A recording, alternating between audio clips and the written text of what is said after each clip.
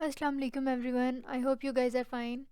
So today we are going to solve our assignment number 1 of CS 409, that is Introduction to Database Administration.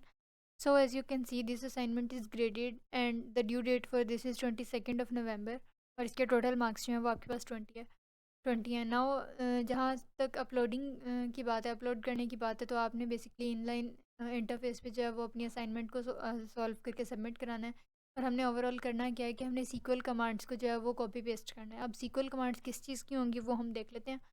यहाँ पे देखें, आपको scenario दिया हुआ है कि suppose you are required to model and implement an e learning system. अब कोई ऑर्गेनाइजेशन है और उसका ऑनलाइन लर्निंग मैनेजमेंट सिस्टम जो है वो हमने उसको मॉडल करना है, ठीक है। अब क्या है उस सिस्टम में कि डिफरेंट टीचर्स हैं जो डिफरेंट कोर्सेज जो हैं वो ऑफ़र कर रहे हैं, और हर स्टूडेंट के और हर कोर्स जो है उसकी एक लिस्ट ऑफ टॉपिक्स है, उसका कोई सिलेबस है। हर स्टूडेंट को एक्सेस दी जाएगी डिफरेंट अवेलेबल कोर्सेज़ की, और स्टूडेंट्स जो हैं दे विल बी एबल कि वो उसमें से अपनी मर्ज़ी के या अपने हिसाब से जो है वो कोर्सेज़ को पिकअप कर लें, सेलेक्ट कर लें। फिर हर टॉपिक जो है उसका कोई रीडिंग मटेरियल होगा, कोई उसके वीडियो ट्यूटोरियल्स होंगे, राइट। फिर उसके बाद आपके पास जो हर टॉपिक है, जैसे हमारी लेसन ट्रैकिंग मैकेनिज़्म है, तो उसमें हर टॉपिक में कोई प्री असेसमेंट, कोई पोस्ट असेसमेंट टाइप का क्विज़ आ जाता है। तो इसी तरह से जो आप यहाँ पे हम गिवन सिनेरियो को डिस्कस कर रहे हैं, उसमें भी हर टॉपिक में कोई क्विज़ होगा, और उसके अलावा स्टूडेंट्स जो है वो अपने क्विज़ेस को एक्सेस भी कर पाएंगे, ठीक है। तो ईआरडी आपको यहाँ पे शो की हुई है। अब ईआरडी यहाँ पे ये देखें, 1 2 3 4 5 5 आपके पास एंटिटीज़ हैं: टीचर, कोर्स, टॉपिक, स्टूडेंट और क्विज़। और हर किसी के एट्रीब्यूट्स आपको पहले से दिए हुए हैं। जैसे अब टीचर के एट्रीब्यूट्स हैं teacher ID, name, email, salary, phone. इसी तरह कोर्स के एट्रीब्यूट्स हैं आईडी, नेम, प्री रिक्विजिट। इसी तरह टॉपिक में आईडी है, फिर वीडियो, और फिर मटेरियल। फिर क्विज़ में quiz ID, quiz details. Student में student ID, name, age, email, ठीक है। अब हमने बेसिकली क्या करना है कि हमने टेबल्स क्रिएट करने हैं, ठीक है। और टेबल्स अगर आपको याद हो फ्रॉम CS 403, तो हमने उसकी एक असाइनमेंट सीक्वल सर्वर पे की थी, और हमने हमें कोई स्टेडियम वाला शायद सिनेरियो था, और उसमें हमने खुद से डिफ़ाइन करने थे एट्रीब्यूट्स और अल्टीमेटली उसकी data types. But the seen over here is a little bit different in a sense कि आपको जो है वो ईआरडी दी हुई है, और आपने सिंपल उसके टेबल्स क्रिएट करने हैं, ठीक है। और हर एट्रीब्यूट के लिए आपने कोई अप्रोप्रिएट, कोई एप्लीकेबल, कोई रेलिवेंट डेटा टाइप भी यूज़ करनी है। फिर उसके बाद आपने प्राइमरी कीज़ डिफ़ाइन करनी है, और फिर फॉरेन कीज़ अगर वो एग्जिस्ट करती है, ठीक है। आखिर में उसने बात की है कि दो एडिशनल कंस्ट्रेंट्स होने चाहिए। एक एडिशनल कंस्ट्रेंट ये है कि जो स्टूडेंट की एज है ना, एज का एट्रीब्यूट है, that should not be less than 18 and greater than 25। जो भी स्टूडेंट्स इनरोल होंगे किसी भी कोर्स में इस ई लर्निंग मैनेजमेंट सिस्टम के अकॉर्डिंग, उनकी एज 18 से 25 साल के दरमियान में होनी चाहिए, ठीक हो गया। और दूसरा चेक कंस्ट्रेंट उसने कहा कि course name should not contain null values. So if you do remember from the slides कि आपके पास एक कंस्ट्रेंट जो है वो नल वैल्यूज़ के लिए भी होता है, कि वो अगर हम नॉट नल लिख दें तो फिर क्या होता है कि कोई भी अगर डेटा इंटर कर रहा हो पर्सन, तो उसके लिए कंपलसरी हो जाता है कि वो कोई ना कोई वैल्यू उसमें पुट करे, चाहे ज़ीरो ही क्यों ना, क्योंकि zero is also different from null. Null होता है कि कुछ भी नहीं, और ज़ीरो एज सच को दे कैन टीचर इट। तो यहाँ पे हमने क्या किया कि एज सच मैंने आपको बताया कि एट्रीब्यूट्स आपके पास पहले से दिए हुए हैं। अब टीचर है, तो अब सीक्वल के अकॉर्डिंग हम सीक्वल में क्यूरीज या कमांड्स जब लिखते हैं, तो टेबल क्रिएट करने के लिए होता है कैपिटल्स में क्रिएट टेबल, और फिर एंटिटी जो होती है उसका नेम भी कैपिटल्स में होता है, तो क्रिएट टेबल टीचर। और अब एट्रीब्यूट्स की जब बात आई, teacher name, email, salary, ID, phone, तो वो सारे यहाँ के यहाँ आपने लिखे।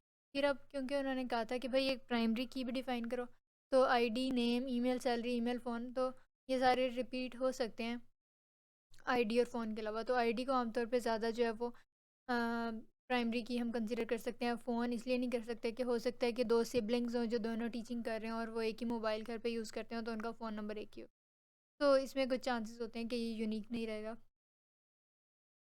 तो यहाँ पे आपने क्या कहा कि सबकी आगे दे दी डाटा टाइप्स। इंट आईडी की होती है, नेम, वेरकर वेरिएबल कैरेक्टर।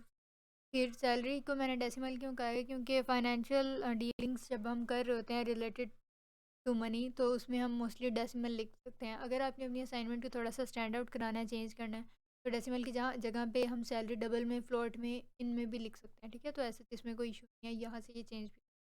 और यहाँ पे मैंने 62 लिखा है, आप 82 भी लिख सकते हैं। इसका क्या मतलब होता है, लाइक अगर मैंने यहाँ पे 62 लिखा है तो फॉर एग्जांपल अगर आपकी सैलरी 80,000 है तो मैं उसको लिखूँगी 80,000.00, तो इसका मतलब है कि 6 डिजिट्स जो हैं, सॉरी यहाँ पे 5 आएगा कि 5 डिजिट्स जो हैं वो डेसिमल के एक साइड पे रहेंगे और बाद में 0.00, तो इसका मतलब है कि इसकी प्रिसीजन जो है, एक्यूरेसी, वो 2 अप टू 2 है। ठीक है, तो इसका ये मकसद था, ये चेंज भी हो सकता है, ये मैंने आपको बता दिया। फिर उसके बाद हम बात करते हैं बाकी कोर्स टॉपिक स्टूडेंट और क्विज़ हैं अब जैसे। तो बाकी सब भी वैसे के वैसे, लाइक एक एक प्राइमरी की उसमें आईडीज़ वाली जो हैं वो डिक्लेयर हो जाएंगी, एट्रीब्यूट्स आपको ईआरडी में ऊपर शो किए हैं। अच्छा, ये जो चेक कंस्ट्रेंट लगाना था एज का, तो आपने स्टूडेंट एज पे लगाना था ना, तो डेटा टाइप के बाद आपने कहा कि चेक, यानी कि चेक कंस्ट्रेंट और अंदर कंडीशन लगा दी कि जो स्टूडेंट की एज है वो ग्रेटर दैन इक्वल टू 18 होनी चाहिए and less than equal to 25। तो एंड का मतलब होता है कि दोनों कंडीशन सेटिस्फाई होनी चाहिए कि 18 या उससे ज़्यादा हो और 25 या उससे कम हो। तो इसका यही मतलब हुआ ना कि इन बिटवीन 18 एंड 25, राइट। अच्छा, इसी तरह नेक्स्ट आपके पास आ गया क्रिएटेबल कोर्स।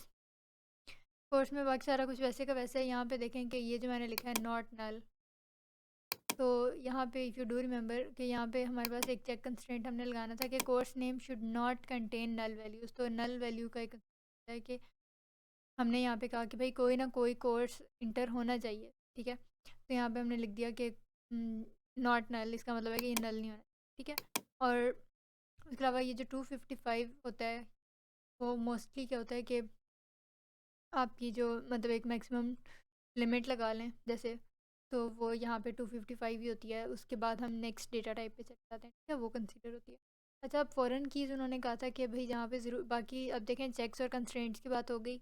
उसके अलावा हमने क्या देख लिया, एट्रीब्यूट्स और टेबल कैसे क्रिएट करना है हमने वो देख लिया, प्राइमरी कीज़ देख ली, ठीक है। अब यहाँ पे आखिर में चीज़ रह गई फ़ॉरेन की।